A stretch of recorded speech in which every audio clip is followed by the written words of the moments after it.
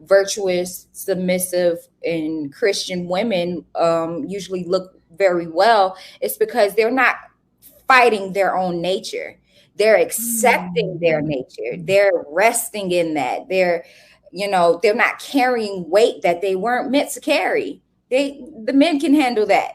We're going to sit here and look pretty and do what is easy for us because that's what God made us for.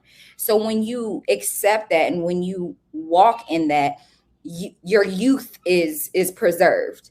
And then you're happy. When you're happy on the inside, you look it on the outside.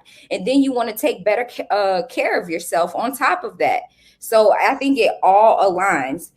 As for feminists, they're literally going against their nature. They're fighting their own nature, saying that it's weak to be submissive or to be virtuous or to let a man lead. And they're carrying weight. They're doing things that they shouldn't be doing, and it's beating down their bodies, stressing them out. They wonder why they're so angry. And when they're angry and nasty on the inside, you're gonna look it on the out, right? Mm-hmm. Look at their husbands.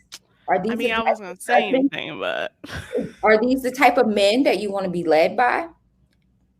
I know I wouldn't. Someone who doesn't know how to problem solve, who when he comes home and I say I couldn't get the light to work and he's like, well, shoot, what are we going to do? Mm-hmm. No, I need a problem solver.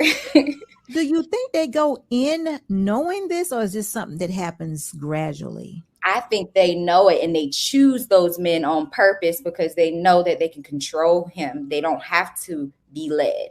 Well, that's the key. I think they like the control at the beginning, right? Until it gets old. And then they get old and then they get resentful of their husbands for not doing the thing that they want them to do. And that's what we're seeing. We see these women that are like fed up, like the laundry woman, right? She probably controls that man. Talking about it almost makes you cringe. And then when you're in these situations and then you are serving your man and you are the complete opposite of these women, that's when they feel threatened. That's when you get the eyeballs. That's when you get them talking about you behind your back. That's when they sit you down and like, do you have anything else going on with your life other than a wife? Yeah. I've had questions like that. Like, what about you? What are you doing for you? I'm like, taking care of my family. That is for me.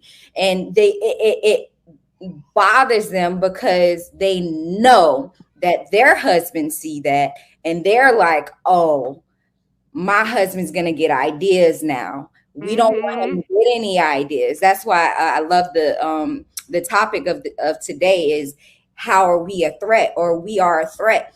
It's a lot of times I've experienced going on these family trips and stuff like that. And I know I'm being talked about, we're women. We know. And it's like, well, dang, what did I do wrong? All I did was make my husband a plate.